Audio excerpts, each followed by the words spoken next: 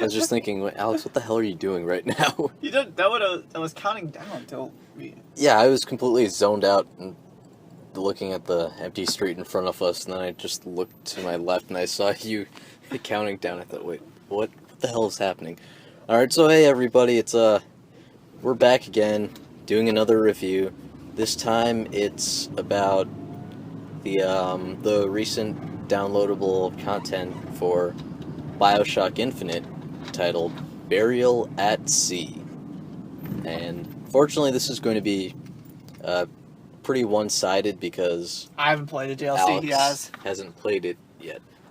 Have you even played Bioshock Infinite? I've played parts of it. Okay, what'd you think of it, actually? I loved it, actually. I loved all Bioshock. I actually liked it better. Do you like it? I liked it better than Bioshock 2, because Bioshock 2 I was not a huge fan of, unlike you. Yeah. Because I thought it was kind of a watered-down Bioshock to me.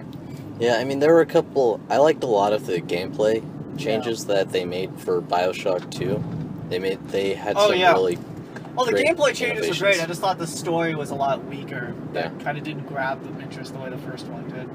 Yeah, I mean, while we're starting this review off with the digression, but Yeah. I feel like it's a needed digression. Well, I think it's a neat one. I think it's I think that the Infinite has the same idea. Yeah. It kind of began, Bioshock. I liked not just only because of not just the gameplay, because of the larger concepts, like how it's against like an anti-Ayn Rand memento. Yeah.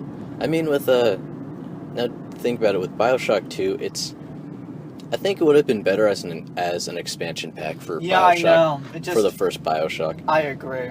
It's a really, really, really good game. Anyone who tells you otherwise is wrong. Yeah, it's a good game. It just wasn't. It's an incredibly well-made game. It's just, it doesn't really introduce anything, new to the Bioshock I think, honestly, universe. Bioshock Infinite is the real sequel to Bioshock. Oh yeah, definitely. And maybe better. Better than Bioshock 2? One. But, I mean, since Bioshock's the first one, maybe I can't compare that. Yeah. Maybe that's inaccurate, but... Bioshock Infinite was good, but I'd be careful before I said that it was better than the first one. It's one of my favorite looking games ever. It has the most... One of my favorite visual games, actually. Yeah. So this DLC, tell me about it. So, moving on to the actual thing that I'm supposed to be reviewing now. Okay. So, Burial at sure. Sea is... What?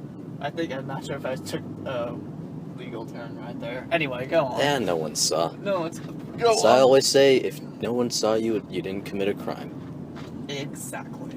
Anyway, continue. Yeah, so Burial at Sea is the first set of downloadable content for Bioshock Infinite. That's part of the Season Pass. If you downloaded the Season Pass, this is actually the second piece. There was some weird arena combat-based thing that I didn't bother to get because it seemed kind of pointless. But, so this is the first real piece of downloadable content. Not like the downloadable content where you get a new piece of armor or some crap. Oh, like no, that. no. Okay, good. It's a real DLC. Well, that's good. So tell me about this DLC. So it's set in Rapture. Oh, we're back to Rapture again? Yes, sir. You're back in Rapture. You're playing as... Is it in the future same like time? Like, I'm not sure about this, but I'm actually not sure about if it's the same Rapture as the one in the Bioshock series, or... So is it the one that happened after the events of Bioshock? Is it at the same time? Is it before Bioshock? Is it a prequel to Bioshock? If it's in Rapture... so hold on. I'm sorry. So the game takes place in 1958 in Rapture. Mm-hmm. So that would put it before the events that occurred in Bioshock 1 and Bioshock 2. Okay. However, it's not entirely clear if it's the same universe, because you know how the whole thing about parallel dimensions and stuff with with Bioshock Infinite, how that worked out. Yeah. So that's not entirely clear, but for the sake of time, it's set before what happened. Before the events of Bioshock 1. So, what is it? So, tell me... So, you get to see Rapture at its height. So, you see Rapture before everything went to crap. Okay, that's cool. So how does it look? What does it look like from visually? Incredible. Really? Very incredibly. Oh yeah. So, Rapture was a broken but beautiful city, and it's even better seeing it in its highlight when you see people walking around, going to various galas and partying, and when you see Rapture like that, you really do see the manifestation of everything that Andrew Ryan wanted it to be. A society in which anyone, regardless of their race, religion, sexual orientation, could fulfill their wildest dreams if they just had a good idea and the will to see it through. Mm-hmm. It's very interesting to see, for example, when you're walking around Rapture at the beginning of the game, Yeah. to see a gay couple Really? walking around, yeah, hand in hand, looking out at the ocean, or a black man hanging out with a group of white people and Asian people, just hanging out as friends. And when you think about it, where it's in 1958, and you'd never see that shit on the surface. Yeah. So Basically, that's in Rapture, that's do you the think most it interesting changes? thing. This Oh, often. sorry. I'm sorry. I was bringing up a question. I'm sorry. Let me let you keep talking. I Okay. have one more. So that's actually one of the best elements of it, where you get to see Rapture in a whole different light, where it's not a sinking, miserable hellhole, but it actually does bring some credence to Andrew Ryan's vision, where this is what it was, at least for a while, and this is how things could be. How long that lasts is an entirely different question, but it's undeniable that it happened. It worked. He did it. Wow. And that just brings so much more gravitas to the original Bioshock games. So you think it complements it? Oh It yeah, doesn't very, diminish it? very Oh, well. I'm excited to hear that. Do you think it makes Andrew Ryan a more sympathetic character? Because he's kind of sort of portrayed like a villain, kind of, in the original Bioshock. Do you think it makes him a more sympathetic character, or do you think it changes?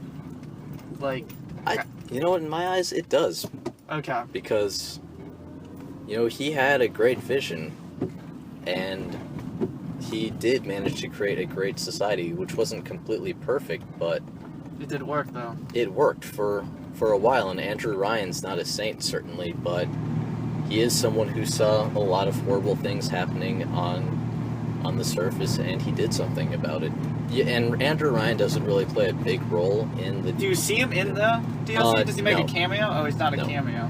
Yeah, he's barely in it, actually.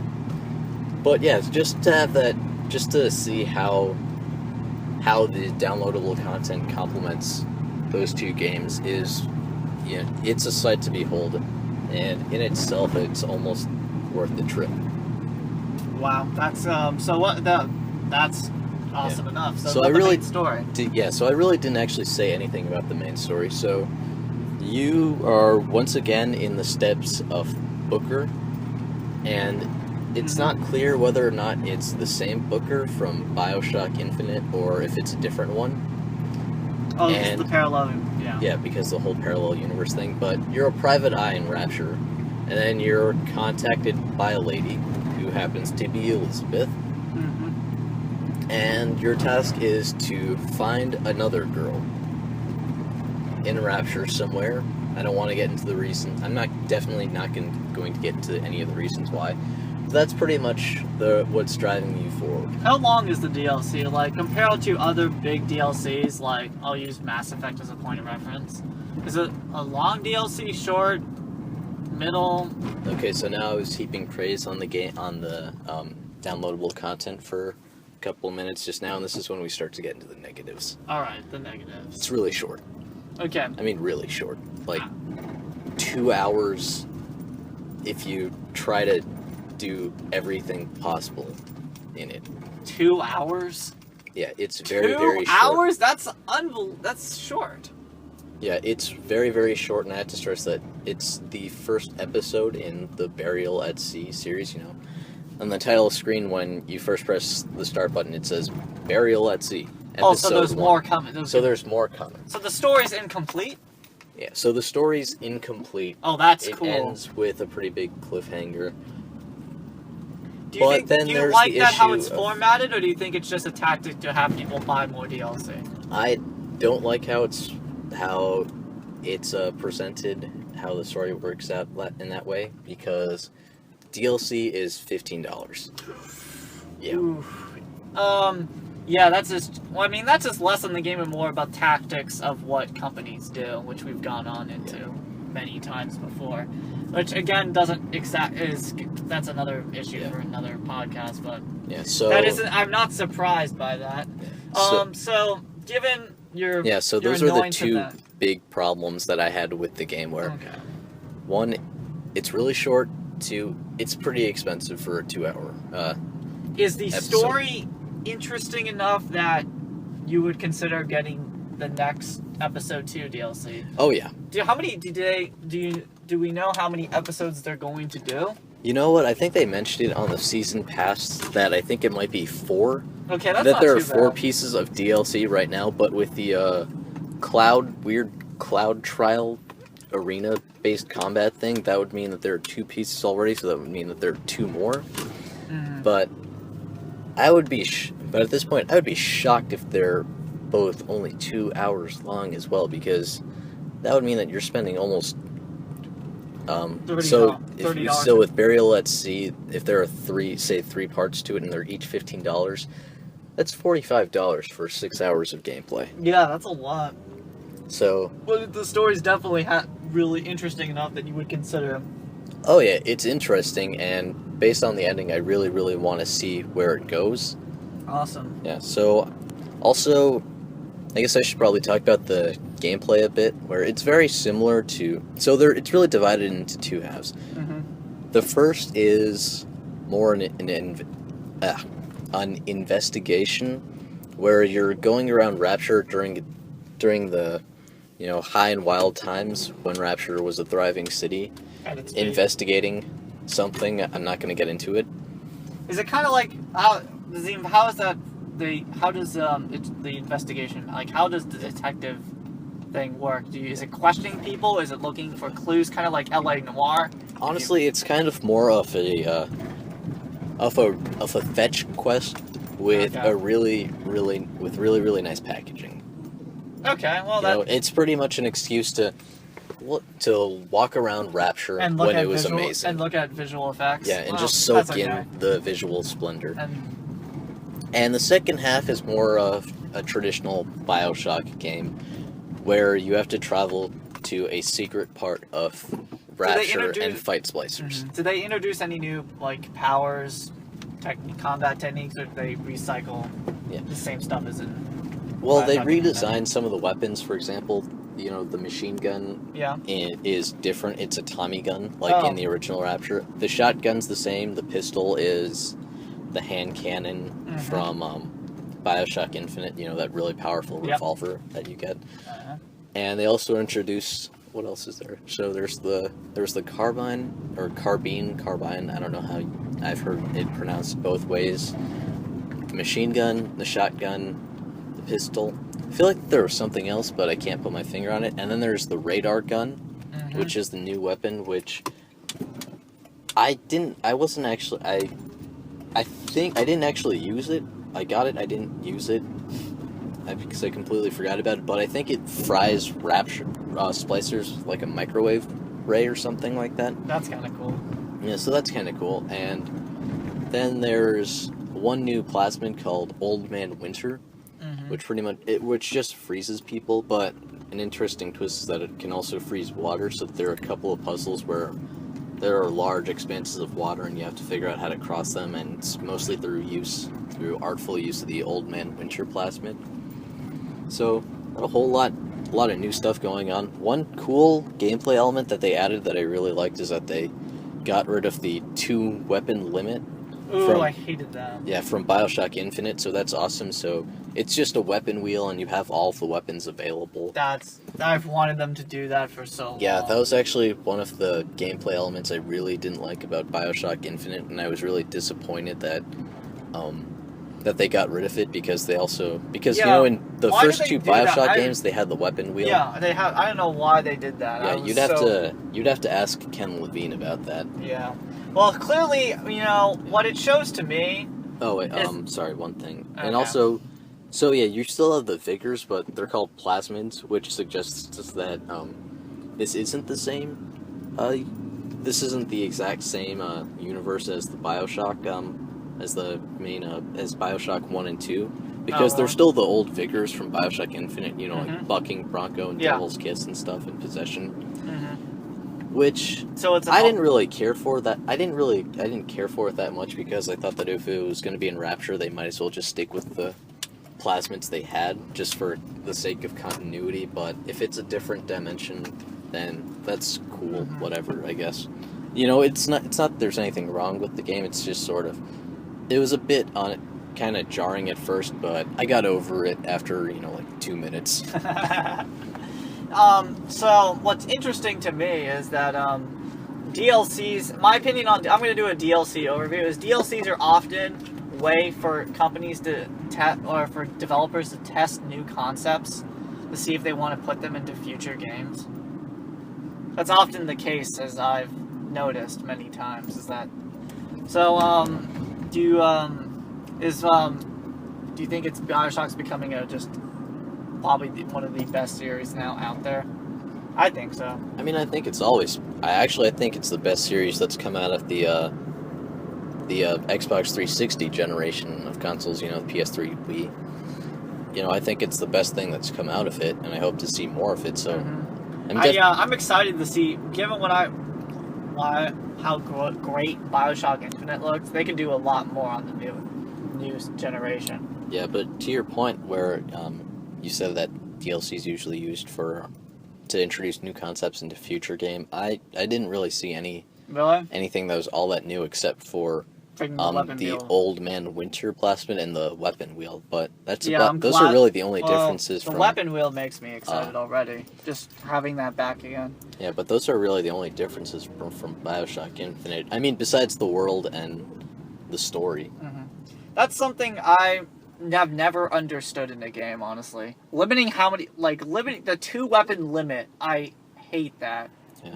I can understand for, balancing and stuff for certain games. For example, Gears of War had a really good, weapon system where it's like, you have your pistol, if your sidearm is down on the D-pad, different grenades are on the top, and then you have 2 slots for different kinds of weapons on the left and right. Yeah. So that's kind of cool, and it also works because you still have to switch out weapons and think about what you should take with you.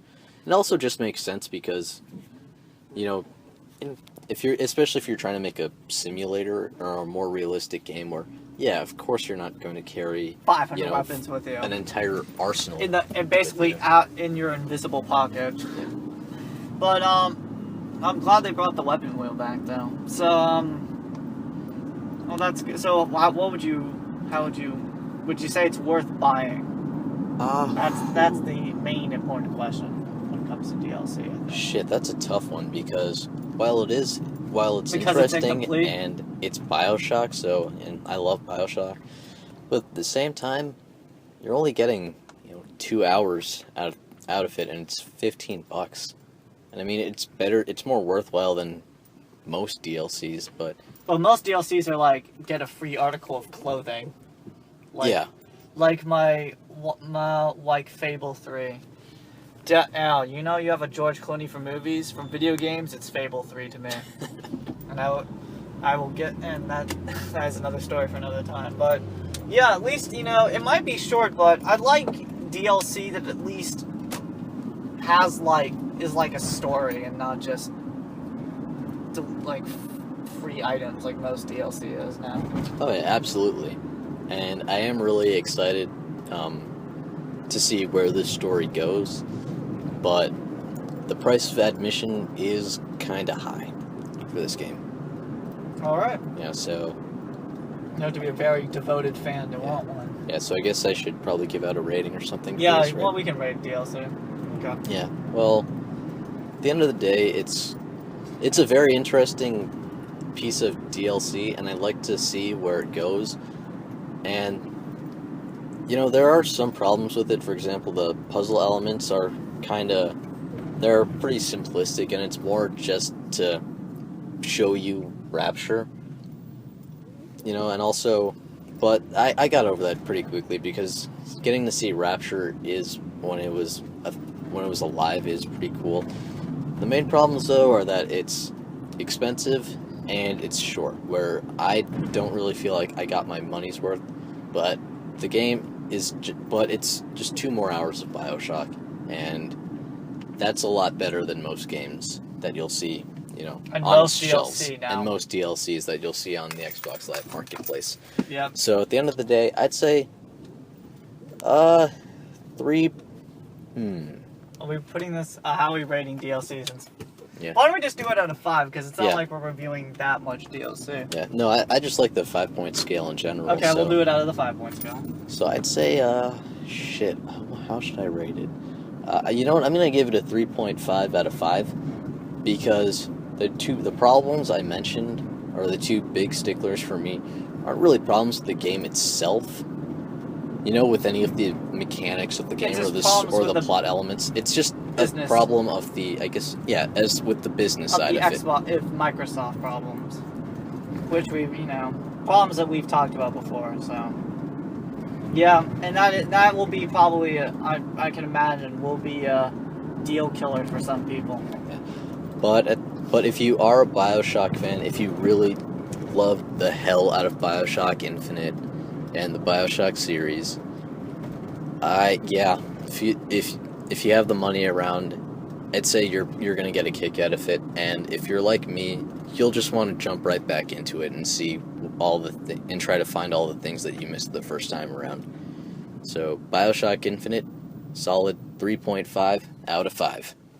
All right. So This has been a short review Yep. of the Bioshock DLC by Peter mostly, Yep. with me Alex doing side commentary. yeah, we'll and call it. also asking very, very good and helpful questions to help me get my juices flowing. So once again, Bioshock Infinite, Burial at Sea, Episode 1 gets a 3.5 out of 5. Have a good night.